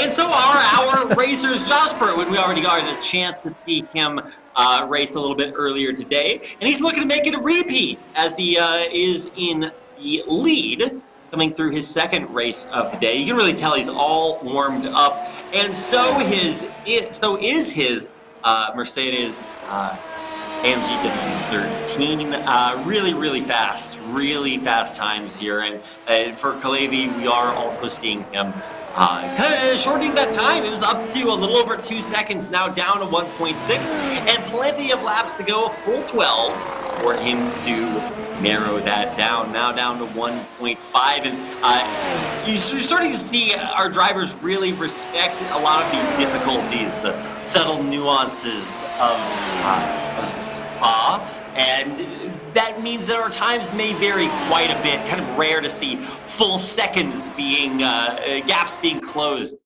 in regulation, but that is what we're seeing here. Yep, absolutely. So Josh Perwin continues to remain in the race lead, but Koolhavi has closed that gap to 1.3 seconds. So great job by both drivers so far, and of course the rest of the field. Villarreal has kind of been left with the dust for quite a bit. He is quite a fair distance behind, but Koolhavi's just beat Josh Perwin to set the fastest lap here around Spa. So obviously we have 12 laps of racing here in total, and that means that we should have about 20 minutes of racing here at Spa, if my math does me right. As Perwin continues to lead Koolhavi, trailing by, I would imagine, probably 1 second of a gap between both drivers. So certainly both drivers are doing great as they take on this track. Now they're coming on upon Lacombe, and I'll tell you something. The great thing about Spa on iRacing is that for a very long time, at least on iRacing, as you know, iRacing has their own regulations with regards to how much of the track you can use, how much track limits you can use, and it was only in the recent couple of years that iRacing revised the track limits for cars here at Spa, and that dramatically improved the racing experience here, because last time you would sometimes try to take just a bit too much curb and you get an off track, but right now you can use just as much amount of curb as you require and get away with it. Just like how Josh Perwin did to the left-hander, the exit of the left-hander there. So it's one of those things that we appreciate in iRacing, and certainly the drivers would definitely do right here.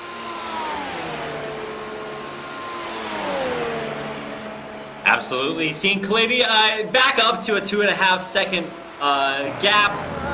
Kerwin extending his lead. And you can never really tell the full story of exactly whose fault that is. Is it Josh Kerwin being so fast, or is it Kalevi struggling around these iconic curves coming back through that bus stop chicane? Really can be a place to make or break your entire run, but just some incredible times being set here. You see Kerwin, his best, now up at 148, so very fast time. Diego coming through there, and actually Bart down there at the bottom, but still having some comparable times. His lap time was almost exactly Diego Villarreal's for the last lap, so we'll see what happens there back to back pack, but for sure the action mostly here at the top between Kerwin and Kalevi. Yeah, the action still continues as, well, I think both Kerwin and Kulavi are kind of having that gap fluctuate between 1.3 and 2.6 seconds within that range. So if this continues, I think we might see the drivers continue to perhaps maintain status quo for the short term before we see any action take place. Of course, we are with Villarreal at this point. He is also in a space of his own right now. He's just left Russell's corner as he comes up on Puhon. Because this Puhon corner is one of the places where you have to be careful with your corner entry. You don't want to brake too much because it is a high-speed corner, but it's where you have to be careful with the way you turn in the car, because the banking is not enough to keep your car kind of on all fours if you turn in too much. We're back with Gaston Kohlhavi currently sitting in second, and well, I think he's kind of lost a bit of ground relative to Josh Bowman, so he has to continue racing, he has to continue pushing, and I think right now the drivers are all perhaps they're all kind of taking this race as though it's a hot lap, because that's the most important when you don't really have cars within your vicinity. Right, very established here. I mean, this might be a little bit of a cooler lap for some of our racers, but the number one important thing to do here, we're only 5 laps in, is just maintain your cool. We have called races early before, Weihan, and it does not serve you well. Anything can happen any moment. Somebody can spit out, have a bad turn, lose a couple seconds here and there, so you really do have to wait until the very end. Pressure is on in our final laps. Anything can happen. Most of a bit of squiggly goes Kulavi there along as he made his way around Lacombe. Definitely quite one of those spaces where you have to be careful with your car. Povian having a good outing here at Spa. Of course, he had a good outing at Road Atlanta, and he's carrying that forward here onto Spa. And we have, this is a beautiful shot of the front end of the car. You can just see how the AMG logo right there and the beautiful front end of the W13 Mercedes. And the soft tires that Perwin is using. I noticed, he's using soft tires, which, of course, with this race being rather short in duration, you can use softer tire without having to worry about tire wear as you would in a longer race. So Perwin continues to lead the rest of the field. I think one of the reasons why we might see a bit of a pace disparity is that maybe some of the other cars might be using medium or hard tires. So that's something for the drivers to look out for.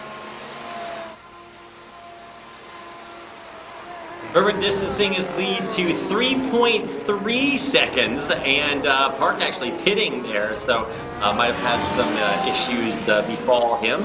Either way, as the interval increases at the top, it also increases at the bottom with Diego Villarreal, now 15 seconds back, and I don't think we'll see him contesting for the lead anytime soon unless some actual tragedy befalls our leaders. We're now up to a 4-second lead over Gaston Kalevi.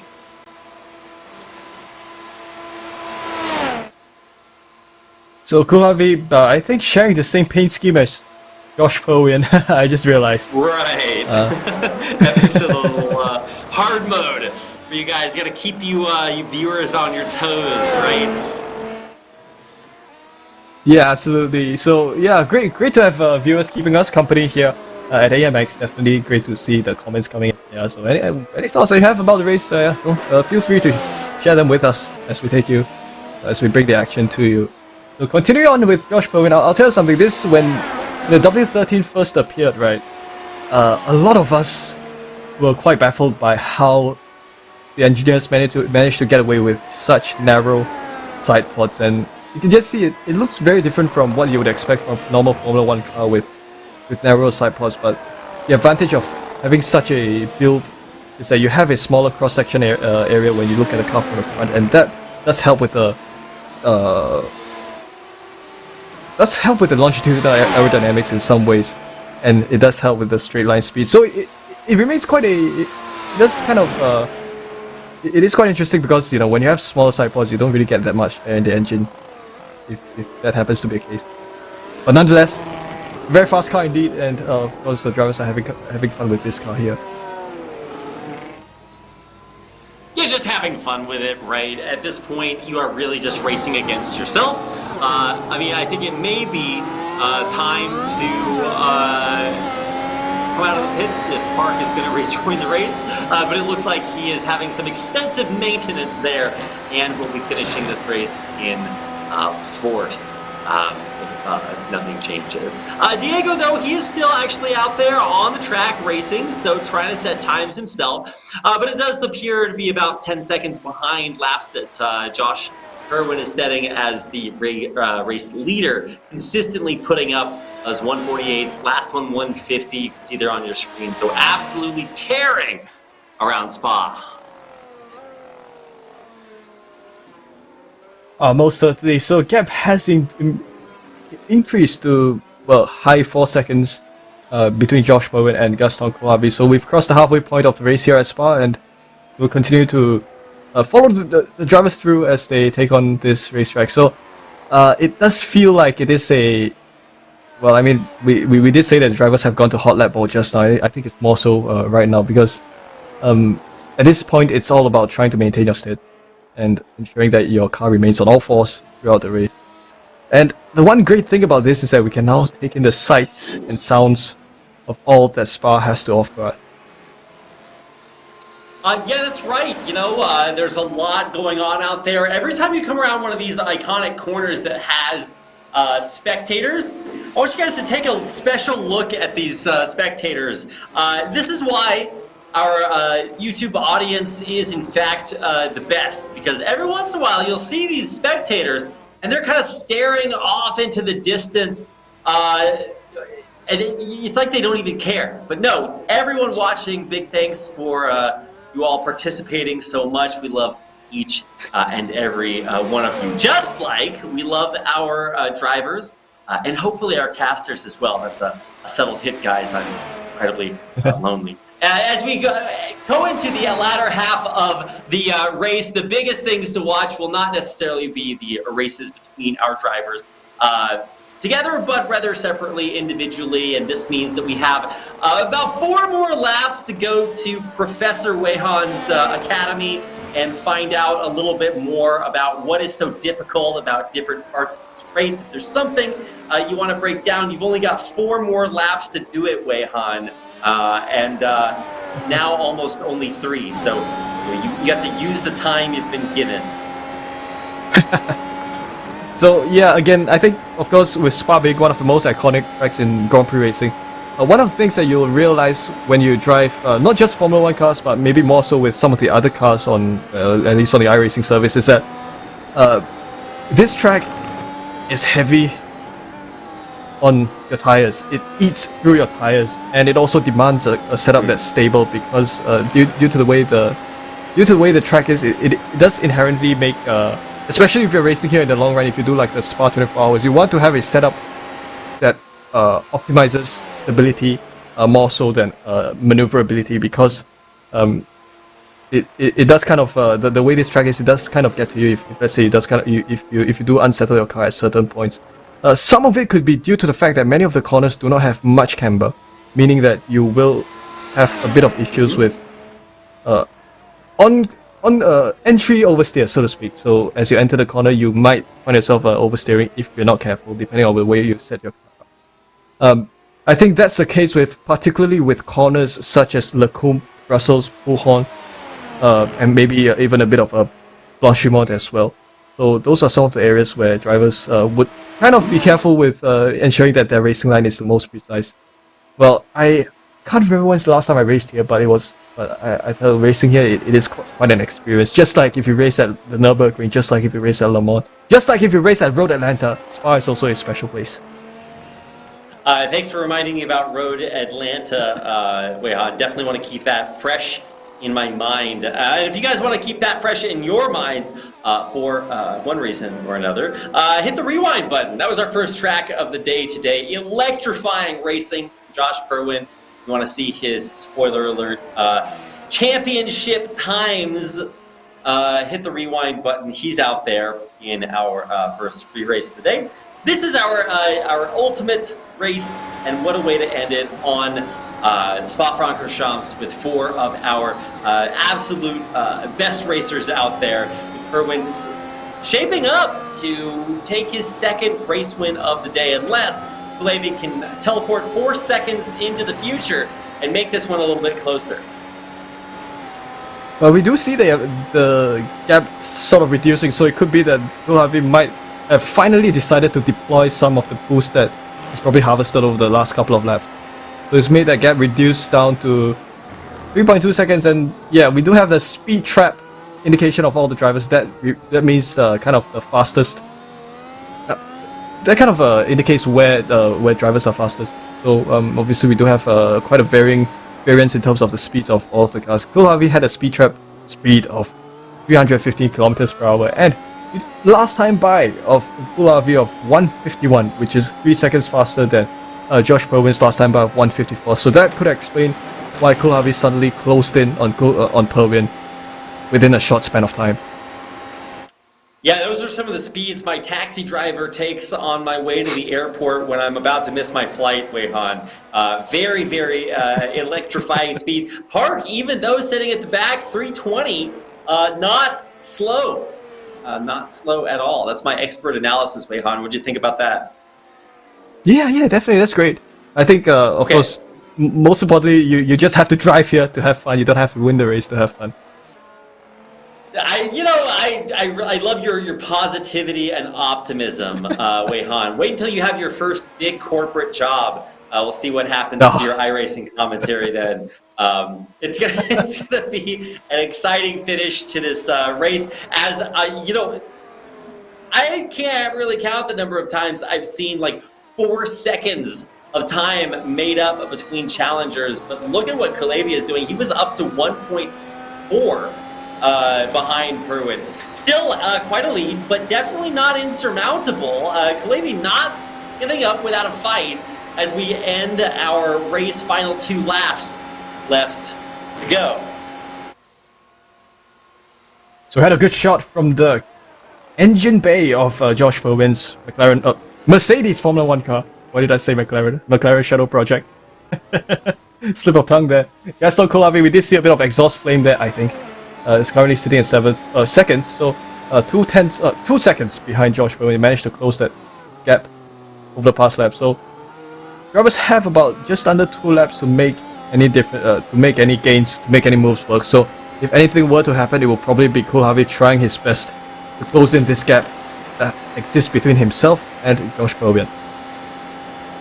Absolutely. Coming through La Source, the beginning of the race, and now out onto the big straightaway. It is going to be our penultimate lap here, lap 11, with Perwin continuing to dominate there in first place, 2 seconds up of Kalevi. And, we thought we were going to have some problems with the livery, the colors on these Petronas WMGs, but it is not that big of an issue when our drivers are really settling into their places. And unless we have the fastest lap we've ever seen, this is a great preview of what our final standings on the podium could look like.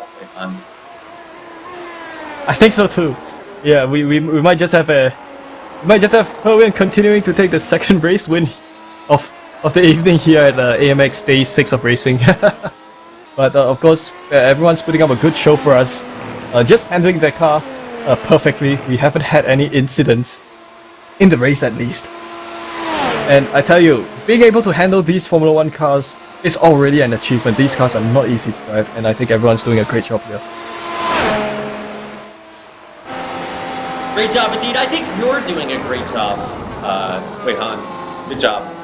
Thanks. Also, our viewers, spectacular job from you guys also. Production team, I don't know, our management staff, the janitors here, fantastic jobs all around. It's just a great day for everybody in the world. White flag is out though. Our final lap for our time here together, spent in the woods of iconic Belgium on, whoa! Our cameraman spinning that camera faster than these cars are spinning their wheels around some of these iconic corners. Gotta get them while you can because we are almost done. See if Perwin can improve on his times. We are nearing the final checkered flag of the day. Yeah, we sure are. So we're now with the white flag, and I think I might just miss the racing action today because certainly today's coverage has been very unique to me. It's been really interesting in many ways indeed, and let's just see how these drivers will kind of round out our afternoon or evening here. Day 6 of AMX racing. So Kulavi continues to sit in second. He's although he's kind of fallen behind to 3.5 seconds behind the race leader. Well, I think he's put up a good fight nonetheless. You can see that the rear lights are flashing, and that kind of means that the car is harvesting energy and won't be able to continue pushing to higher top speed. So making their final moves here. This is coming towards the, well, I mean they're now coming towards these parts of the track for the final time here in the 12 lap race. As Gaston goes along the outside, we return to the race leader Josh Perwin, who's been putting up a great show for all of us here all night long.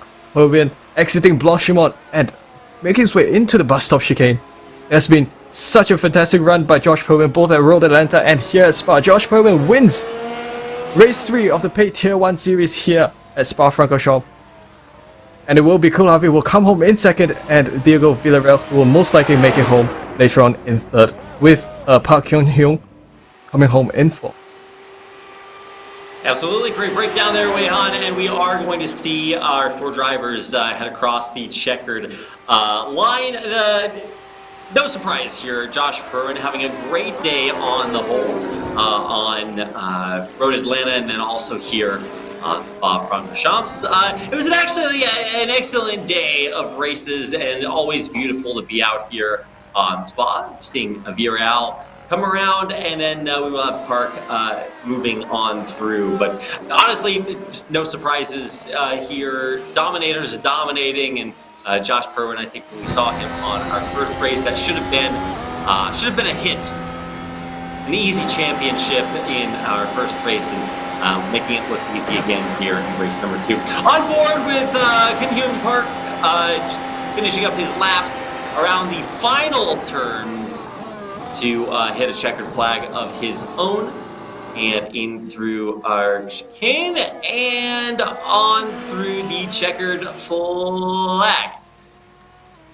Winding down our final racer to finish off our top 4 podium finish. It is going to be Josh Perwin, Gaston Kulavi, Diego Villarreal, and Kyung-hyun Park finalizing our top 4. Well, what a brilliant sequence of events it has been for all of the drivers as Kyung-hyun takes his coasts his car through La Source out to Eau Rouge, and I think it's just been a great run for all the drivers who were out here tonight. So, well, I think it's definitely a great showing by all the drivers. So your race results, as it is official, Josh Perwin, your race winner, paid Tier 1 Race 3 of AMX Global Beta Season 2 here at Spa. Gaston Kulavi in second, Diego Villarreal third, and Kyung-hyun Park rounds out your participant list here with a 4th position finish. A great day of races here at AMX Season 2. Some iconic tracks, cars, racers, casters, and viewers. So all in all, an absolutely fantastic day of races. In the future, we've got a lot more racing left to come in Season 2, and so if you're a fan of these tracks, don't worry, we'll be seeing them back again later on this season. But of course, coming up, not tomorrow, but the next day, we will be having Brazilian stock cars on Interlagos, Radical SR8s on Virginia International Raceway, and a whole lot more racing left to go this week. We've got 8 races, 4 race days, every single week, so you don't want to miss out on the action here in AMX Global Season 2. And if you want to get involved in that action, you can head on over to amxrace.com. And if you'd prefer to be a spectator, make sure to tune in again. You can go ahead and give us a subscribe on YouTube, join the Discord, follow us on any of our social media, and keep an eye on when we'll be back with even more racing action here from AMX Global Season 2. And so on behalf of myself, Wei Han, our production team behind the scenes, and all of you beautiful people out there, have a wonderful evening. See you back next time for more AMX Global Season 2.